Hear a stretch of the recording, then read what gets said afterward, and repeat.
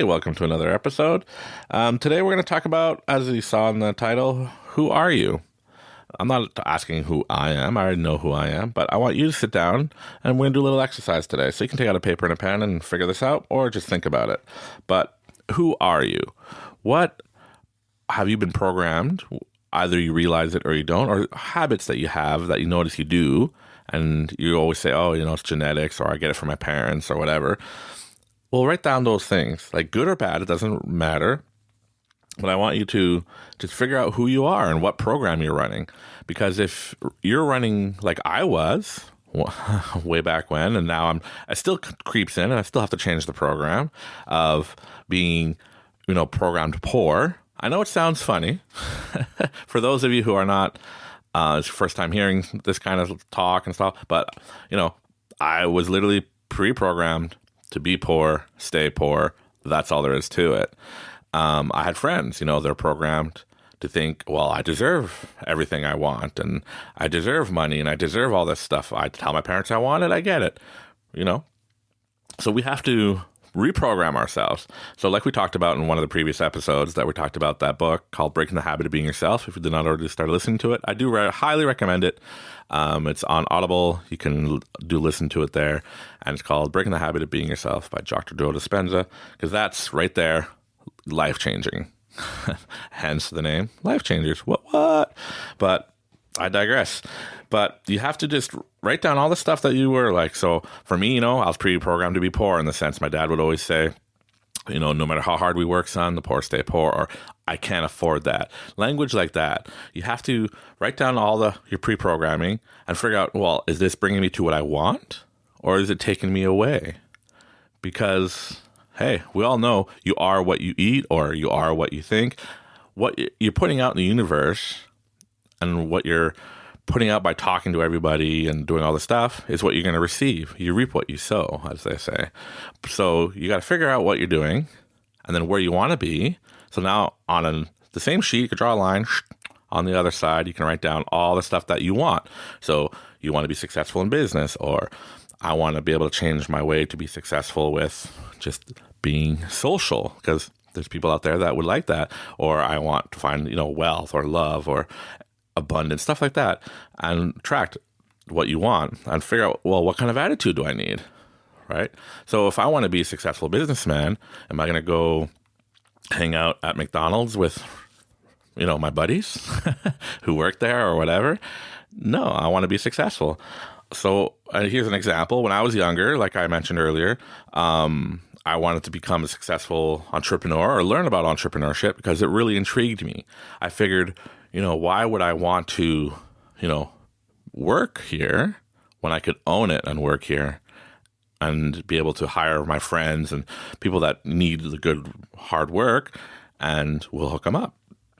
So I hung out with a lot of entrepreneurs and I learned what I saw was, hey, this is a good idea. This is a bad idea. Here's an example, everybody. If you own a hotel, so you're running a franchise, you own a hotel, is it a good idea to have all the rooms' heaters turned off? Then only when a customer comes in and like to make a reservation, you send off maintenance to run up to that room, turn on the heater. So hopefully, by the time the customer gets there, the heater's on and it's warm enough in that room so the guy doesn't complain. Is that a good idea or not? Well, I thought it was a bad idea. And you might think I'm just using this as an example, but no, I've seen this. I was like, hey man, you're a really successful businessman. You have all these different things going for you. You bought this franchise, you're in this franchise, you're in that franchise. And then he took me to this hotel and he's like, well, this is how I do things. And I'm like, why the hell are all the rooms cold? He goes, well, hey, being in business, you got to be, pinching the pennies where you can. You got to be cheap here and there in order to make a profit. And I used to think, no, I know I was young, right? 17, 18 at the time, learning this stuff. And I'm like, well, I don't think that's smart. He goes, well, I've been doing this for 30 years, right? Yeah, but no. I said, how many complaints do you get? Well, what's your rating? So let's look up Google. What's your rating, right? Yeah, exactly. You can't be a penny pincher when you're running a hotel unless, you want to be known as the slum motel, oh, you don't go to that place. Yeah, you can save money. It's cheaper there. But, I believe you get what you pay for. So if I'm going to a place where I'm paying $30 a night for a room, I get what I pay for. But if I'm going to this particular hotel that's $120 to $160 per night, I want what I paid for. And I paid for a warm room. I did not pay for a room because the franchise owner thinks, well, I got to cut corners to save money so I make money. So right there, he's programming himself to be, hey, I'm not making enough money, so I got to do this so I can make more money. But yet I never have enough money in the business, so here I am working. And that's kind of just a turnaround, right? On the outside, hey, I'm looking at him. You're really successful, man. You have this, you have that. Wow. But, he's in reality like, well, I got to work so hard.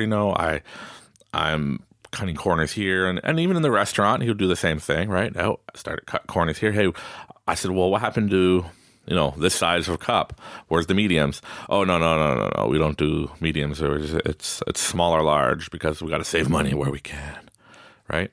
And you're programming yourself by doing that, saying, I'll never be truly successful because I have to cut corners to make money because all the franchises I own, the franchise owners are making money like the franchise companies are, right? Like the McDonald's or the Tim Hortons or Starbucks or Dunkin' Donuts for our American friends.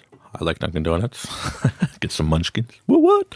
But it's just saying like, yeah, you put out there that you're not going to be successful. You're not going to be successful.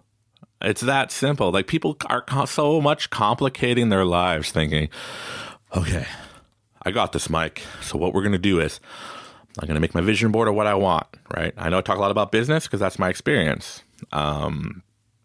But, whatever it is you want, right? You want a brand new house. You want a new car. You can test it out. Test it, man. Try this law of attraction thing if you haven't done it already. But if you put out there any doubt, right? So you might have a successful business. And I've been through the same thing. Hey, over 20 years, I've been running my own companies and I've learned a lot. And I see where what I sabotage myself. So you put your vision boards together and you do all this stuff. But the moment you think any doubt or, well, I achieved what I needed to achieve. I'm out, here I am. Let's do this. But in order to make more money, I got to do this and cut this and do that. Well, now you put in the universe, you're not making enough money. So what do you think you're going to attract? No more money, less customers.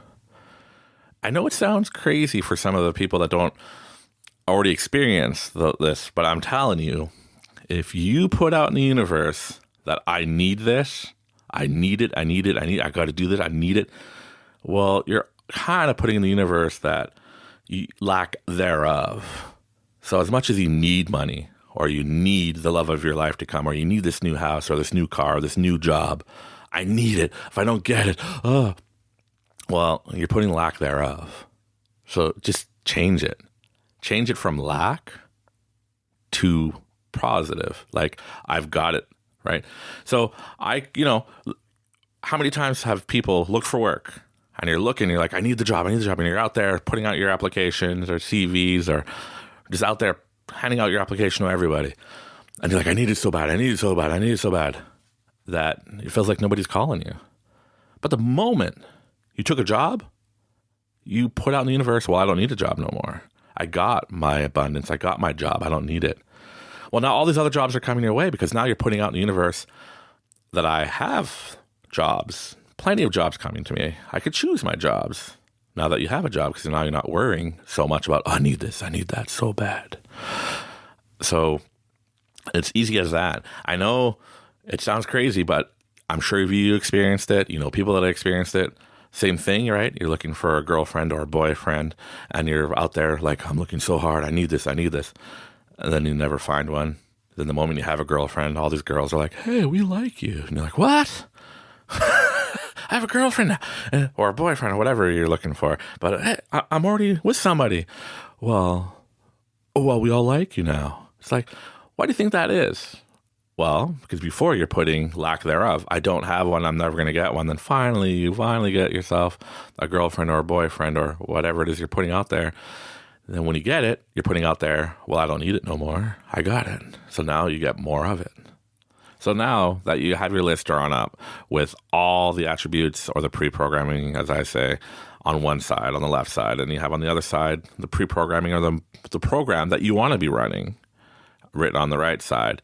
And now if you don't have it all written out, you can, once we're done, you can stop and write it out and look at what you need to change until you can run the proper program that you need in order to achieve what you want to achieve.